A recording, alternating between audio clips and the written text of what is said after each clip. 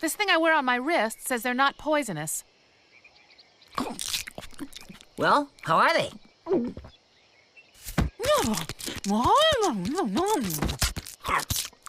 Oh, they're great! Oh man, I'm inhaling these things. You guys scored some primo stuff here.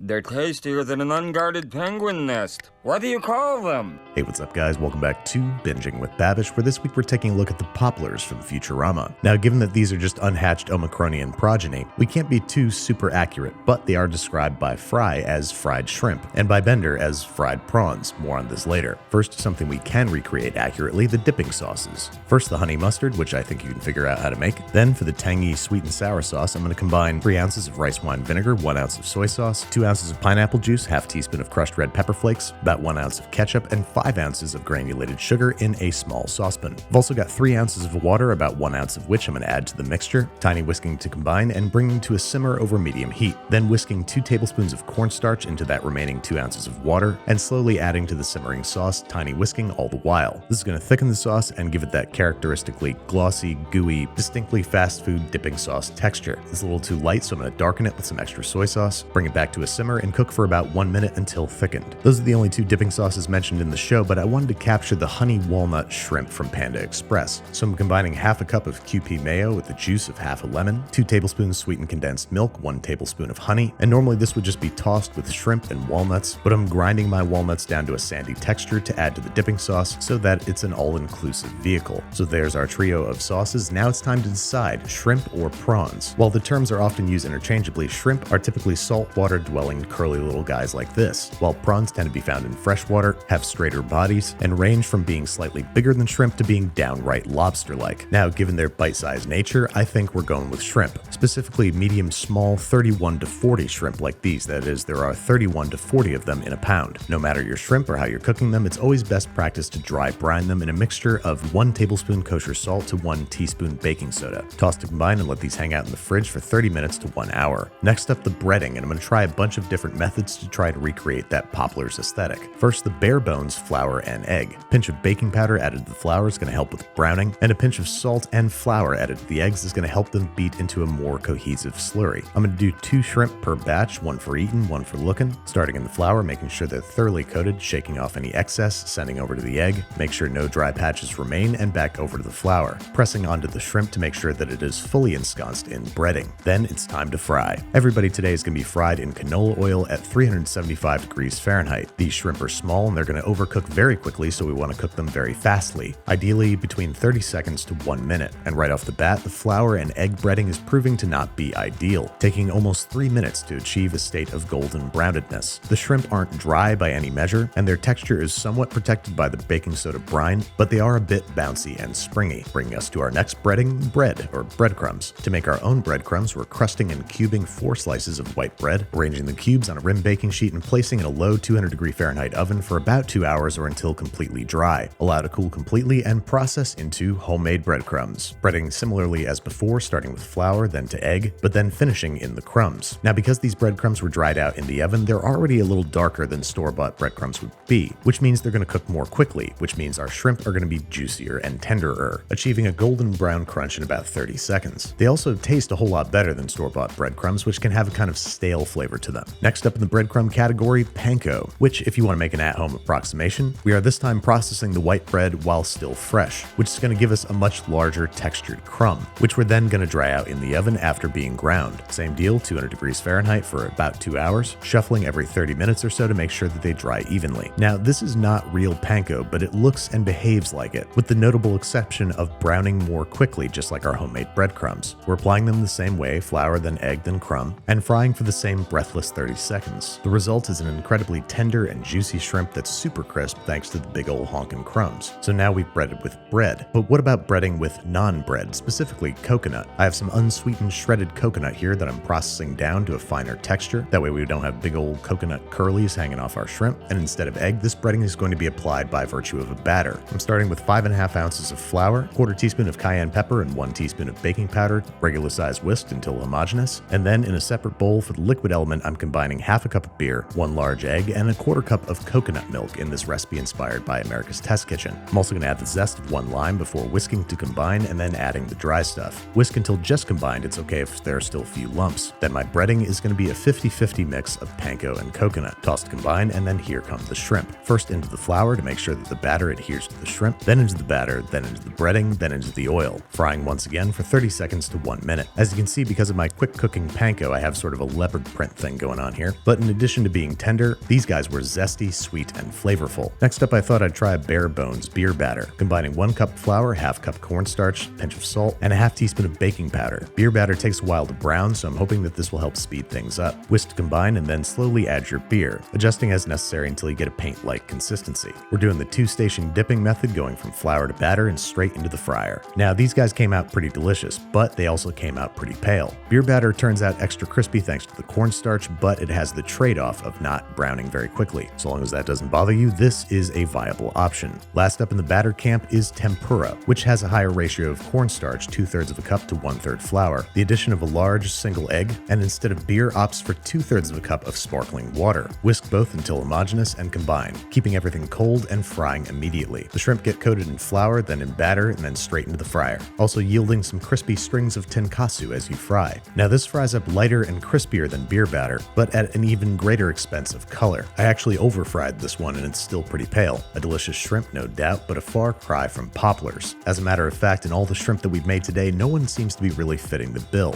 So as usual, I turned to some jazz cigarette style inspiration, creating a hybrid of all the breadings at once, using store-bought panko so that it doesn't brown unevenly, processed coconut, crushed up cornflakes, store-bought breadcrumbs, flour, and cornstarch, all in equal proportions except for the cornstarch, which is half portion. Tossed combine, and then I'm going to adhere it using the coconut lime zest batter. Also, no more 2 shrimp at a time. I'm going all in on this recipe. Tossing first in the flour and then shaking off the excess like a bunch of lucky dice, thoroughly coating in batter, and then in our flour, cornstarch, coconut, breadcrumb, panko, and cornflake mixture. Drop those in the oil, fry for about 60 seconds, and my wager paid off. The result was a bigger, more alien-looking fried shrimp, a surface craggled with a variety of textures and flavors. After frying, I'm keeping the various batches warm in a 200-degree Fahrenheit oven, and once everybody's done, piling them high in a bowl so that they are reminiscent of a bunch of alien eggs in an alien crater, and serving with our dipping sauces. And there you have it, Popplers that look the part, but are they as addictive as depicted in the cartoon? At this point in the day, I have eaten 7 different kinds of fried shrimp, so these guys are going to have to be pretty spectacular for me to eat more than one,